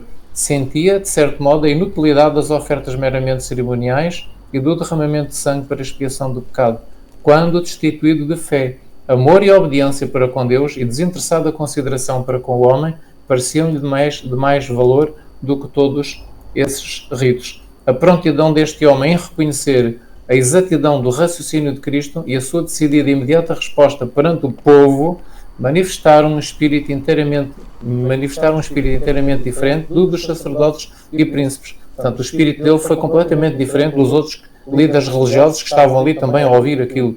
O coração de Jesus moveu-se de piedade para com o escriba sincero que ousara enfrentar os sobrolhos carregados dos sacerdotes e as ameaças dos príncipes para declarar as suas convicções, as convicções do seu coração. Portanto, ele ousara enfrentar os sobrolhos carregados dos sacerdotes e as ameaças dos príncipes. E isto porquê? Porque diz aqui que ele manifestou um espírito inteiramente diferente dos sacerdotes e príncipes. E ele declarou as convicções do seu coração. Muito importante isto. Irmãos, quando nós temos convicções que o Espírito Santo traz ao nosso coração, é nosso dever, é nossa obrigação nós as declararmos publicamente. Não importa aquilo que os outros achem, não importa aquilo que os outros pensem, nós devemos declarar. Foi o que este homem fez. Agora, quando Jesus diz, não estás longe do reino de Deus, Ellen White aqui comenta: o escriba estava próximo do reino de Deus porque reconhecia que os atos de justiça lhe são mais agradáveis do que os holocaustos e sacrifícios, mas ainda lhe faltava um passo. Por isso é que Jesus diz, não estás longe do reino de Deus. Qual era esse passo? Esse passo é que devia reconhecer o divino caráter de Cristo e, mediante a fé nele, receber o poder para realizar as obras de justiça. Então, reconhecer Jesus como o quê? Como divino, não é? Como Deus. E mediante a fé nele, fazer o quê?